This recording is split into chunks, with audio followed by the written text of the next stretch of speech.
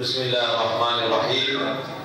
Assalamualaikum warahmatullahi wabarakatuh. Innal hamdalillah nahmaduhu wa nasta'inuhu wa nastaghfiruh wa na'udzu billahi min shururi anfusina wa min sayyiati a'malina. May yahdihillahu fala mudilla lahu wa man yudlil fala hadiya lahu. Asyhadu an la ilaha illallah wahdahu la syarika lahu wa asyhadu anna Muhammadan 'abduhu wa rasuluh. Allahumma shalli wa sallim ala nabiyyina Muhammad wa ala alihi wa sahbihi ajma'in. Amma ba'd. Kaum muslimin dan muslimat yang dimuliakan oleh Allah Subhanahu wa taala, merupakan nikmat yang agung yang harus kita syukuri dan kita pelihara, di mana Allah Subhanahu wa taala memberikan kita hidayah untuk mengikuti sunnah, sehingga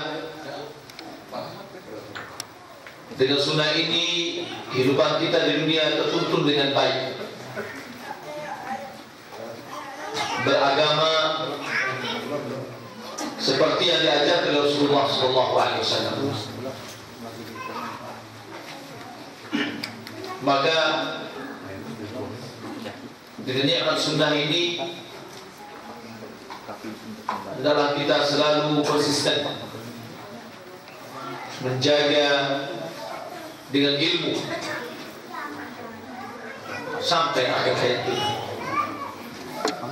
Salawat dan salam semoga dianugerahkan Allah Subhanahu wa taala kepada Nabi kita Muhammad sallallahu alaihi wasallam.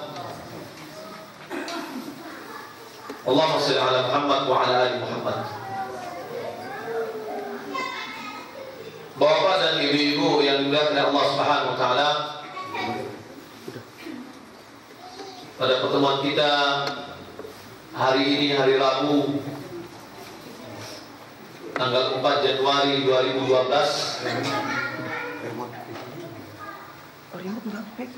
kita akan membahas satu judul yang meraih kemuliaan dunia dan akhirat dengan ilmu.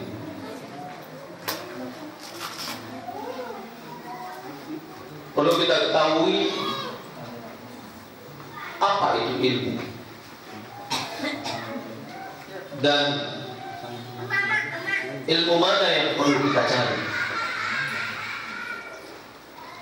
serta apa keutamaan ilmu itu. Ilmu kalau dilihat dari sisi bahasa, al-ilmu naqidud jahl. Ilmu itu adalah lawan dari al-jahl, yakni bodoh. Kalau diartikan bodoh ini tidak tahu. Maka ilmu itu adalah idraku asy-syai' ala ma 'alaihi idrakan jaziman. Yang dikatakan dengan ilmu, mengetahui sesuatu sesuai dengan realita, idrakan jaziman, pengetahuan yang kuat. Jadi sebagai contoh, ketika seseorang mengatakan bagaimana kita sholat,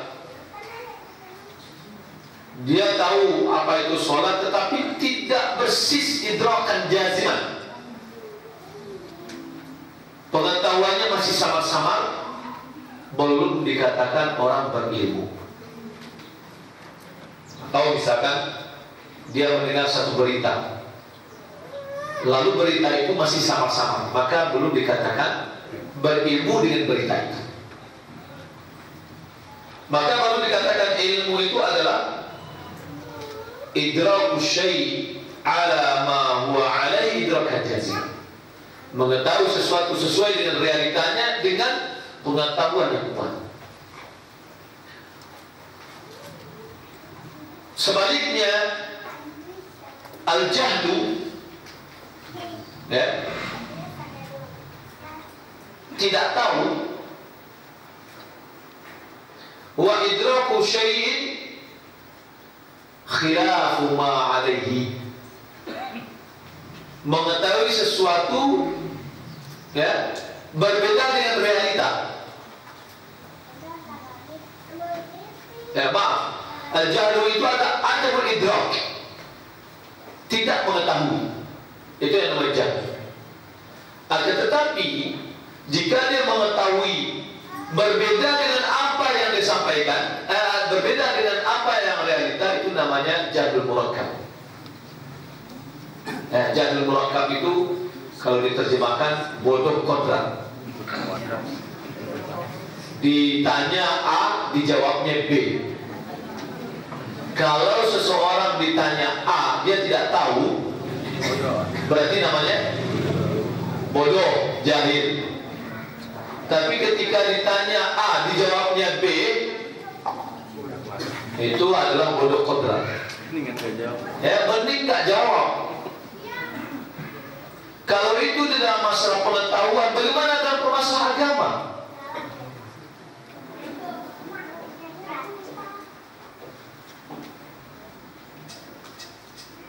Ilmu itu terbagi kepada dua.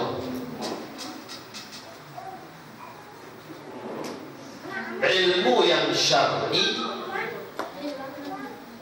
yang kedua adalah ilmu yang ghair syar'i. Ilmu yang syar'i, yang kedua ilmu yang tidak syar'i.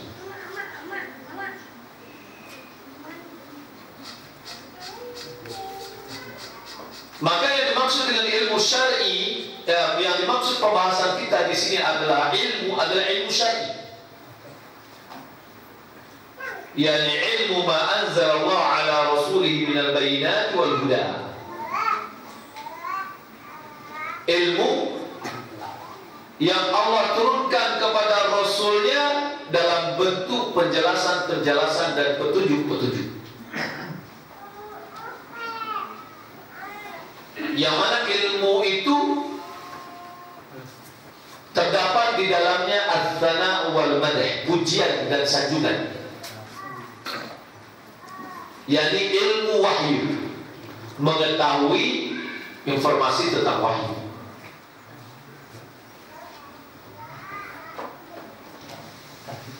Maka yang ilmu maksud dari ilmu syar'i ini adalah ilmu yang diturunkan oleh Allah Subhanahu wa taala.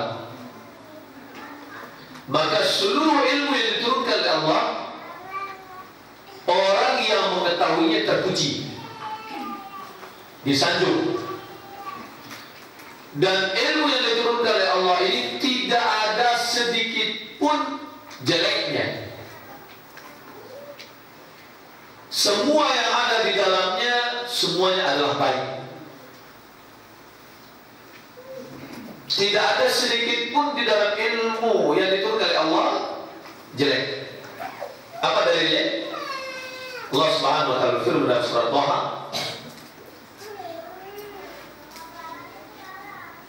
wa imma ya'tiyannakum minni huda faman ittaba'a hudaya fala yadhillu wa la yashqa. Siapa yang mengikuti petunjukku, kata Allah Subhanahu wa taala, berarti itu adalah ilmu yang diturunkan oleh Allah. Fala yadhillu wa la yashqa. Dia tidak akan sesat dan dia tidak akan sengsara. Kalau ada orang yang mengatakan janganlah mendalami ilmu agama sedalam-dalamnya, nanti nanti jadi gila seperti orang samping tetangga, ya. Itu menunjukkan bahwa dia tidak mempelajari ilmu agama wahyu. Kalau dia mempelajari ilmu agama itu betul-betul dengan sesuai yang diinginkan oleh Allah dan Rasulnya, sama sekali dia tidak akan sesat dan sama sekali dia tidak akan sengsara. Yakin itu firman Allah Subhanahu wa taala. Maka jika kita melihat hal ini, tidak ada satupun dari ilmu yang Allah turunkan ya, efeknya adalah negatif, tidak ada. Maka munculnya teroris itu bukan dari ilmu yang Allah turunkan ya, yang suka membunuh orang itu tidak termasuk ilmu yang diturunkan oleh Allah Subhanahu wa taala, dan itu tidak merupakan petunjuk. Kenapa? Karena Allah Subhanahu wa taala, "Wa ma arsalnaka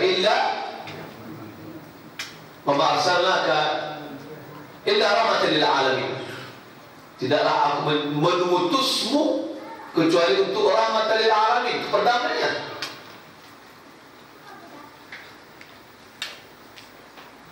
Rasulullah SAW bersabda, "May yuridillahu bihi khairan yufaqihu fid din."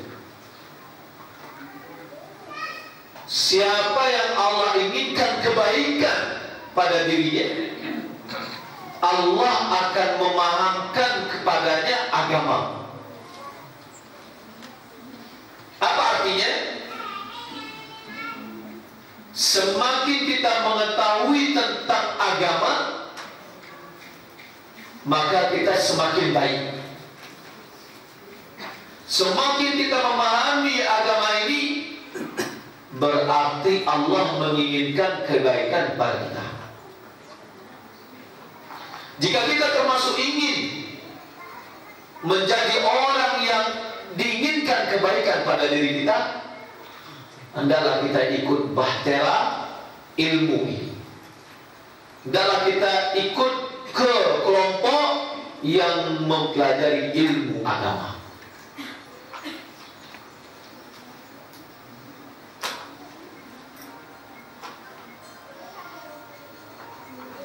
Bapak Ibu yang dimuliakan Allah Subhanahu wa taala,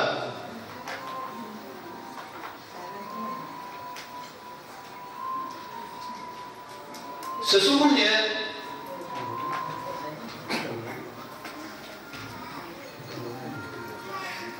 para nabi sallallahu alaihi wasallam, dia tidak pernah mewariskan dinar dan tidak mewariskan dirham, tidak mewariskan harta. Akan tetapi yang diwariskan adalah ilmu. Siapa yang mengambil ilmu itu berarti dia mengambil keuntungan yang besar. Kalau kita lihat terjadinya perselisihan antara keluarga di dalam harta warisan, ada mereka pengen mendapatkan keuntungan yang besar, maka warisan Nabi adalah ilmu. yakni ilmu mempelajari syariat Allah Subhanahu wa taala. Bapak Ibu bilang Allah Subhanahu wa taala, maka ilmu yang diinginkan itu adalah ilmu syar'i.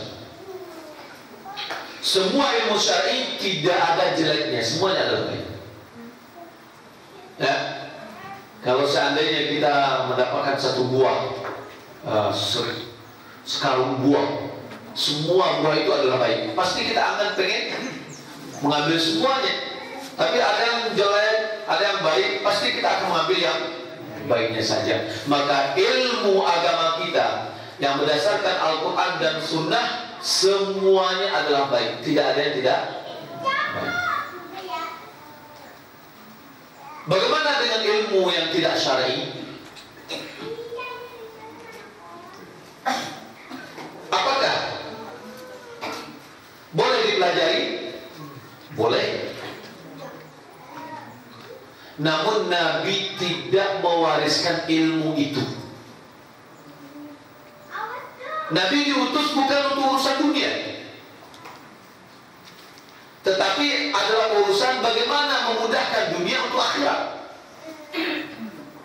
Dalam masalah bercocok tanam dan yang lainnya, Rasulullah SAW mengatakan, antum a'lamu bisyu'uni dunyakum. Diriwayatkan oleh Imam Muslim. Karena Nabi mengerti tentang urusan dunia. Akan tetapi Jika masalah dunia ini berhubungan dengan kepentingan umum, ya, agama pun mengarahkannya.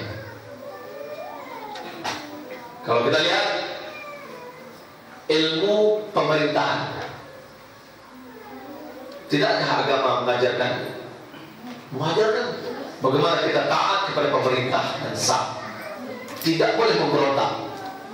Itu diajarkan oleh Rasulullah SAW. Karena ini adalah untuk kepentingan umum dan tujuannya adalah bagaimana bisa menegakkan syariat. Ilmu-ilmu yang tidak syar'i juga memiliki faedah. Akan tetapi ilmu-ilmu yang tidak syar'i itu faedahnya memiliki seperti pisau memiliki dua mata. Ya, ada faedahnya untuk positif, ada faedahnya untuk negatif. Ya,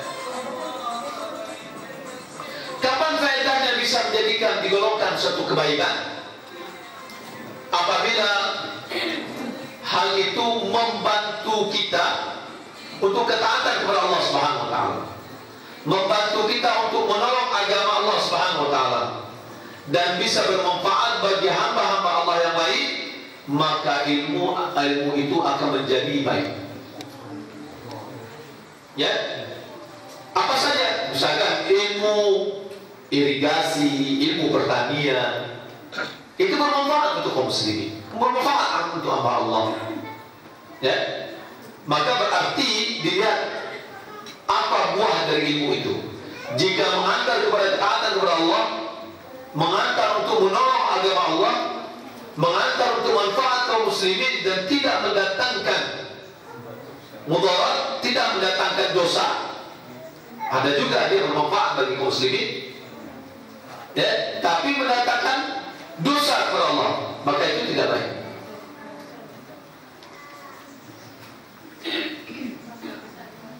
Maka kadang-kadang ilmu ini, yakni ilmu yang bukan syar'i, kadang-kadang boleh jadi dia bisa menjadi wajib dipelajari. Kapan? Apabila itu masuk dalam firman Allah Subhanahu wa taala, wa'iddu lahum mastata'tum min quwwatin wa min ribatil khair. Persiapkanlah olehmu melawan mereka, yakni musuh Allah Subhanahu wa taala, mastata'tum, akan mampu kamu lakukan, min quwwatin, dari kekuatan, wa ribatil khair. Ya, maka ulama mengatakan ilmu-ilmu seperti misalkan membuat senjata yang bisa menopang kekuatan kaum muslimin, maka boleh jadi itu menjadi wajib. Akan tetapi bukan seluruh ilmu dunia ini semuanya baik, ada yang tidak baik. Ya, adapun ilmu agama semuanya adalah baik. Apa ilmu dunia tidak baik? Ada ilmu filsafat. Salah satu teori filsafat mengatakan bahwa untuk menentukan satu kepastian hendaklah dimulai dengan keraguan. Ya, jika kita tahu ingin mempelajari sesuatu, hendaklah kita sebelum kita menopang keyakinan harus kita mulai dengan ragu. Jadi kalau seorang muslim ingin mengetahui agamanya, dia harus ragu dulu keluar dari agamanya. Katanya kalau misalnya melihat rumah yang bagus bukan dari dalam tapi dari luar. Ya. Nah, kalau ini bagaimana dibawa ke rumah tangganya? Bapak, saya mempelajari ilmu filsafat, bahwa adalah memulai sesuatu itu dengan keraguan. Pertama, saya akan mengatakan, bapak ini betul bapak saya atau tidak? Ya, dimulai dulu ragu. Ibu ini memang ibu saya atau tidak nih? Ya, apa sikap bapak dan ibu ketika anaknya bertanya seperti itu? Ya, mungkin marah, ditampar. Makanya kamu nih, ya, enggak mempercayai saya, ini bapakmu. Bapak itu adalah Allah Subhanahu wa taala. Jadi ilmu yang perlu kita tuntut adalah ilmu syar'i. Nah, bagaimana hukum menuntut ilmu syar'i ini? Hukumnya adalah wajib. Thalabul ilmi fardhatun ala kulli muslim. Menuntut ilmu, yakni ilmu di sini adalah ilmu agama, wajib hukumnya bagi setiap muslim dan muslimah. Nah, wajib ini terbagi kepada dua, fardu kifayah dan fardu ain. Menuntut ilmu yang hukumnya fardu ain dan fardu kifayah. Fardu ain yang mana? Di mana seseorang mengetahui benar atau salahnya amalan yang dilakukannya.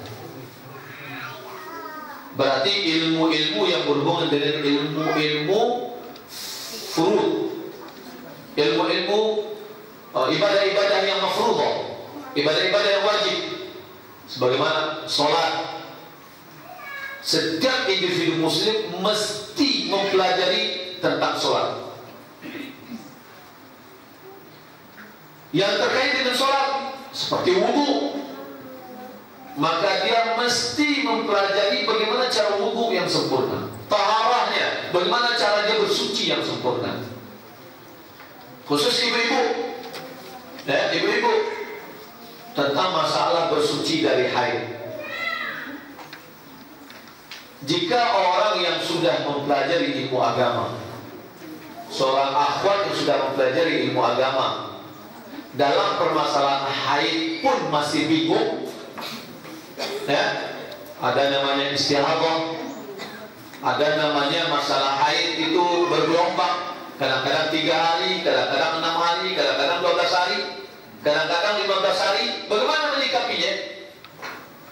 Kalau yang sudah belajar saja dia masih bingung, apalagi yang belum belajar. Ibu-ibu jangan mengira bahwasanya masalah haid itu masalah darah aja.